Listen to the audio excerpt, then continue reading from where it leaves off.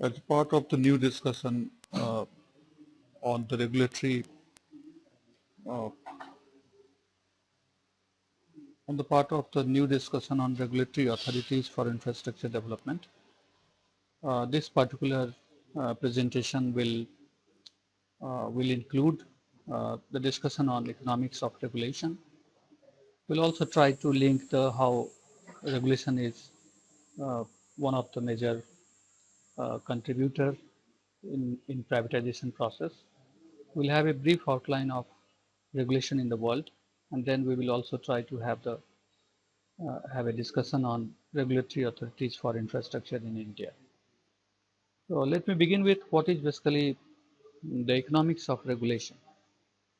Uh, Economic regulation is basically uh, one of the steps to involve the direct legislation or regulation through the administrative mechanism, either for the price or to entry into the markets or any specific industry. One can question that why regulatory mechanism is important, why regulation is important. We have seen in our previous discussion that market failures, which is one of the feature of infrastructure development, is happening due to the natural monopoly, externalities, public goods, and information asymmetries. And when we are working in the environment of non-regulatory mechanism, infrastructure development, infrastructure maintenance, and the fee collection for the infrastructure will become very problematic. It is the experience based on the global understanding from different projects of infrastructure that not only the infrastructure development but also the maintenance and day-to-day uh, day-to-day uh, day-to-day care of the infrastructure becomes really a burden for the developers. And in such a situation, it is indeed important to have a regulatory mechanism for the infrastructure. So this provides rationale for government intervention in the markets.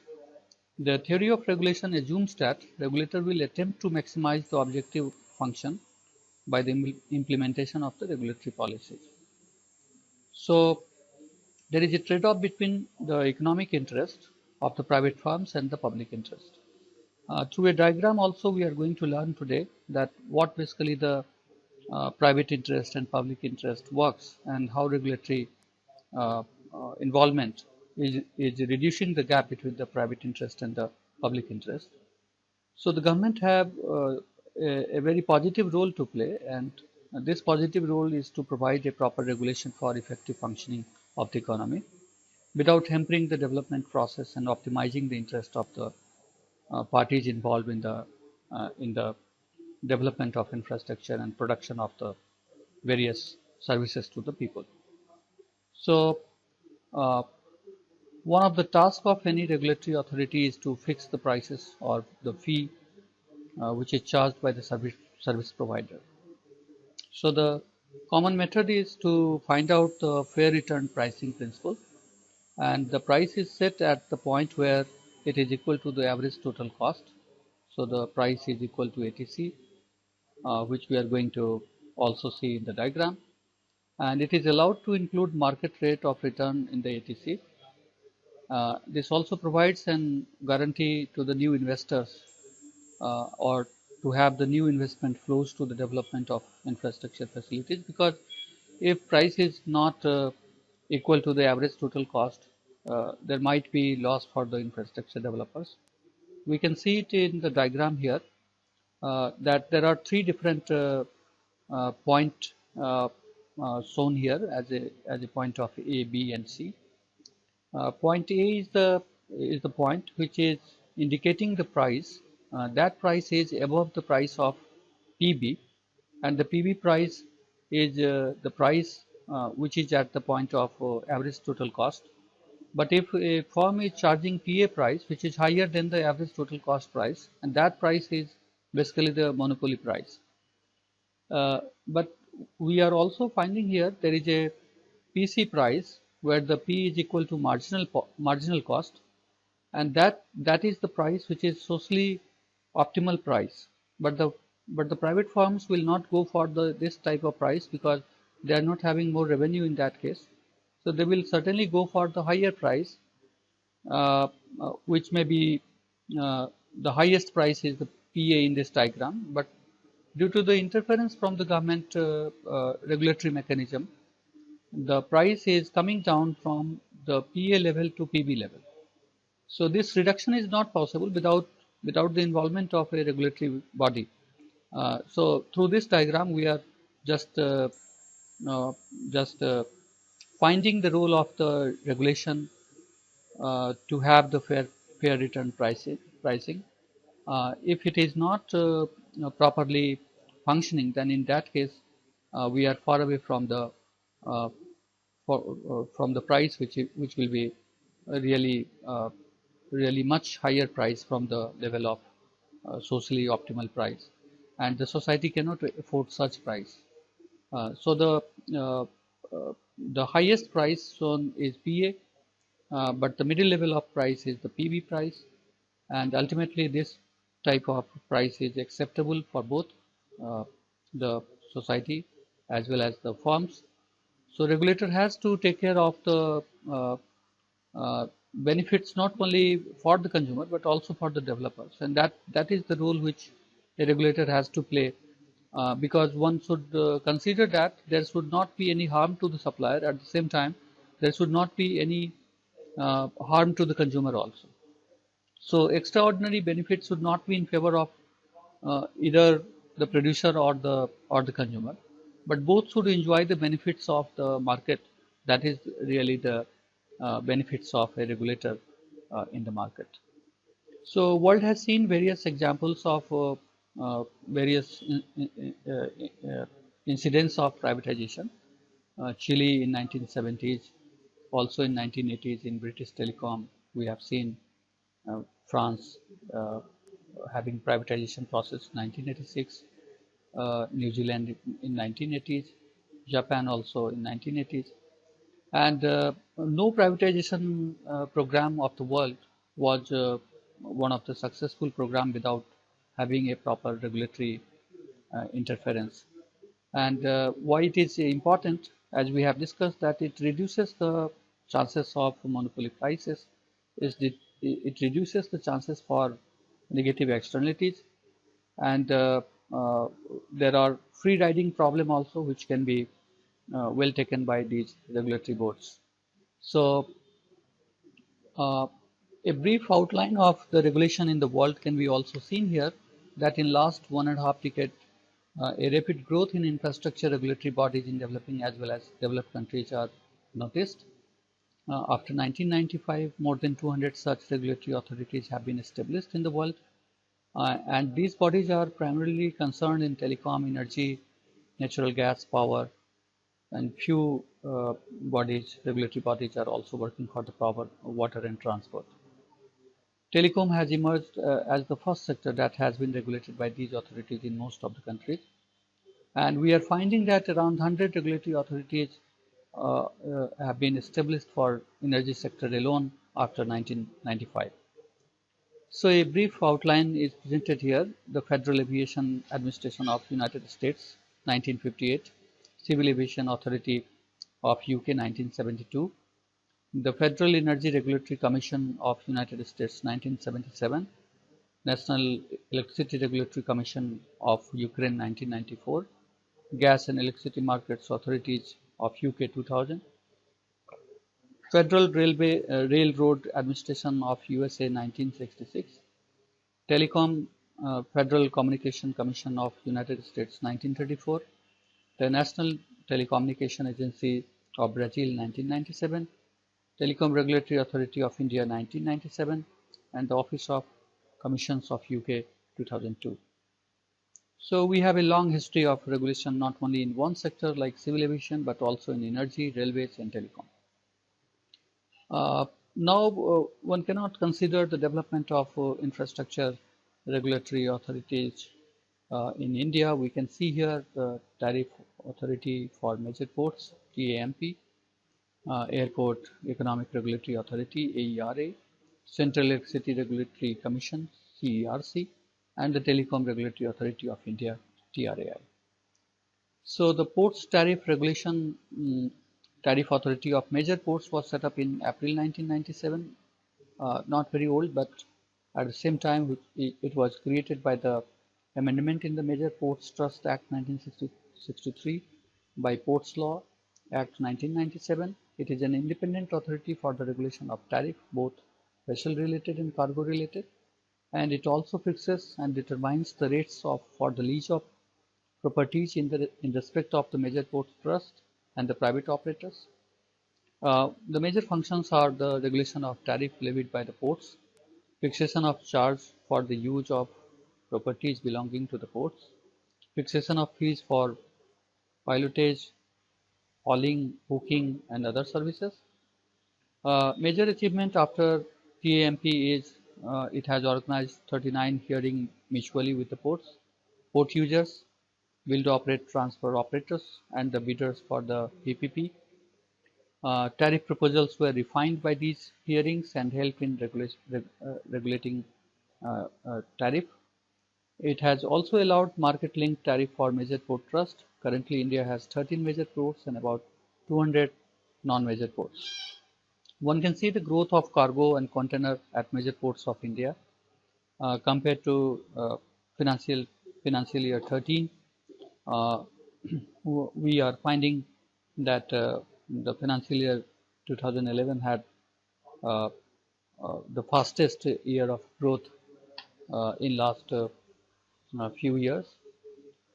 We are also finding that especially the container uh, uh, services also we have added advantage in last few years, and this is not possible without having a regulatory authority.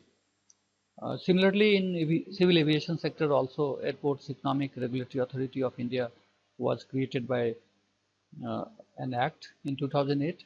The act was the Airports Economic Regulatory Authority of India Act, and the regulatory functions of AERA were notified with effect from September 2009. AERA works in open and transparent environment, and it has mandated to regulate and monitor the tariffs for the aviation sector in India. The major functions are determining the tariff for air services, regulating the development and user development fees, decides the passenger service fees, set the standards and monitor the quality and reliability of the services, the capital expenditure incurred for the airport facilities, set the rules for the improvement of services, the cost for improving efficiency and economic and viable operations for the major airports. So one of the progress may be noticed here with some of the statistics. Uh, the total passenger in India in 2009 and 10 grew to 123.75 million from 40 million in 2000 and 2001. There is an increase from 68% in 2004-5 to 74% in 2010-11 in the number of domestic passengers to the total passengers uh, at Indian airports. Total cargo increased at a compound annual growth rate of 10.4% during 2004 and 2005 to 2010-11. Passenger carried by scheduled airlines in India has a fast growth, and which has 67.73 million uh, number, and this shows that compared to the last 2 years also we have increased in terms of adding the more and more passengers, and this shows that how uh, the size of the market, especially in airline sector, is increasing compared to the previous years. In terms of electricity regulation in India, at the central level we have the Central Electricity Regulatory Commission. At the same time, various states are also having a State Electricity Regulatory Commission. So, Central Electricity Regulatory Commission was established on July 24, 1998 by the Electricity Regulatory Commission Act 1998 to regulate electricity power sector of India. Uh, uh, the main functions under the Electricity Act of 2003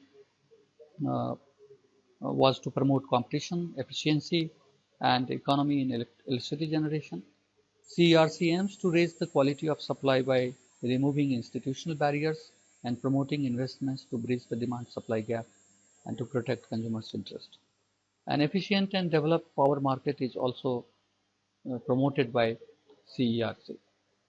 The major functions are tariff regulation of companies owned or controlled by the central government, regulation of tariff of other generating companies, management of the interstate transmission of electricity, determining the tariff for interstate transmission of electricity, issuance of license to electricity traders with respect to their interstate operations, improve access to information for all stakeholders, levy fees for the purpose of the Act, specify grid code for grid standards, ensure the standards with respect to quality, continuity, and reliability of services, fixation of the trading margin in the interstate electricity trading. So some of the achievements are in terms of installed capacity megawatts. The Ministry of Power, Government of India's data 2003 shows that compared to 1997, we have almost crossed the uh, just uh, just double capacity of the megawatt, and this is one of the achievement in the post regulatory era. In terms of telecom, the Telecom Regulatory Authority of India, which was set up on 20th February 1997 by an Act of Parliament called the Telecom Regulatory Authority of India Act 1997, has the major objective to regulate and fix or revise tariff for telecom services. It also aims to provide fair, transparent, and conducive environment to telecom operator in the country. TRAI Act was amended in 2000 to establish telecommunication dispute settlement and appellate tribunal. TDSAT took over the uh, uh, all the dispute settlement functions from the TRAI. So the main functions of Telecom Regulatory Authority of India is the regulation of the telecom services in India, tariff setting and notification of the call rates for the domestic and international calls, make recommendations on the need and timing of the introduction of new service providers, ensuring the conformity of the terms and conditions of the license, management of a spectrum, ensuring the quality of services by setting up the standards, protection of the consumer's interest, and it also ensures the effective compliance of the universal service obligations. The growth of telecom sector can be evaluated as the increase in the tele-density by 1.92% during the period 1948-1998, and which is now 18% in just 10 years after the RAI's inception. 6 million subscribers are added every month.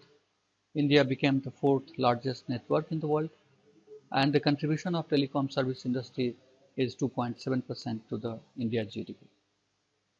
Uh, the recent statistics also shows that in the post regulatory era, we have a wide improvement in terms of the subscribers, in terms of wireline subscribers, while in 1997 we had 14.54 million subscribers, now it has 28.49 million subscribers. While in the wireless subscribers sector we had a huge jump, which was 0.34 million subscribers in 1997, now it has raised to the 904.51 million subscribers. So the total subscribers, which was around 15 millions in 1997, has now reached to the new height, and that is 933 million subscribers, and the tele density, which had 1.5756 in 1997, is now reaching to the new height of around 75%. So this is all about the contribution of the regulation by the Telecom Regulatory Authority of India. In terms of internet subscribers also, the subscribers uh, uh, new subscribers added is 251.59 millions, which was 0.09. This particular sector has really achieved a new targets in foreign direct investment, and we are also seeing that compared to 1997, by the end of 2014, by the end of March 2014, India had really around 80 million uh, FDI in telecom sector in terms of rupees. So in terms of broadband subscribers, we can see here that the uh, total subscribers, we have 46.9 million in India by the by January 2014. This is based on the press release by the Telecom Regulatory Authority of India. The data received from this particular press release. And if one can really want to compare the benefits from its past, the growth in electricity generation and transmission can be attributed to the regulation in the electricity sector. Tariff rates of major ports of India is harmonized through the regulation by TAMP. Regulation has significant impact on the progress of civil aviation sector and the increase in the presence passengers traveling through scheduled airlines. And in terms of teledensity and broadband connectivity, uh, the new heights are only because of the efficient regulatory arrangements through TRAI. So to sum up, we can only say that there was a need for independent regulatory bodies when the Indian economy was liberalized in 1991, and domestic as well as foreign private sector were allowed to participate in various decisions in especially in services and production. And when it comes for the infrastructure like telecommunication or port or airline services and electricity generation and distribution, uh, whatever new statistics we are gathering today, that was not possible without a proper support from the guidelines and the time to time uh, time to time regulation provided by different regulatory authorities in different sectors in India. And we have seen at the global level also that it is not India alone which is really active in providing such regulations, but developed as well as many developing countries have the similar practice in the past. And sectors like ports, civil aviation, electricity, telecom were already having likewise regulators. And all the sectors that established regulators, they have really witnessed the fast growth. Uh, India alone is one of the example where we can say that it was not possible for India to become the fourth largest telecom market in the world, but it is happening just because of the active regulatory authority, which is Telecom Regulatory Authority of India. So there is a need for regulators for other infrastructure sectors like railways and roadways. Uh, and uh, the entire discussion shows that more we have the clear-cut rules, norms, policies, and supportive guidelines, then a particular sector has, uh, especially infrastructure building up the infrastructure, is one of the challenge as we have already seen in our previous discussion. And at the same time, maintaining that infrastructure is another challenge. To minimize those challenges, it is indeed important to have a regulatory mechanism. And in any sector, wherever we were having this regulatory mechanism, we were in the position to have more better infrastructure facilities developed, and we were having more expansion in the size of the market, and at the same time we were able to have the world-class growth performance. So this particular discussion gives us an idea that how regulatory authorities, regulatory bodies, and regulatory mechanism works, not only in terms of providing the service, but providing the services on a very suitable price for the consumer. And that price is not only suitable for the consumer, but also for the service providers. So I hope this entire discussion will give you some idea about how a regulatory authority works and how this particular functioning of the regulatory authority helps in getting a very competitive price as well as a satisfactory level of the service. Thank you.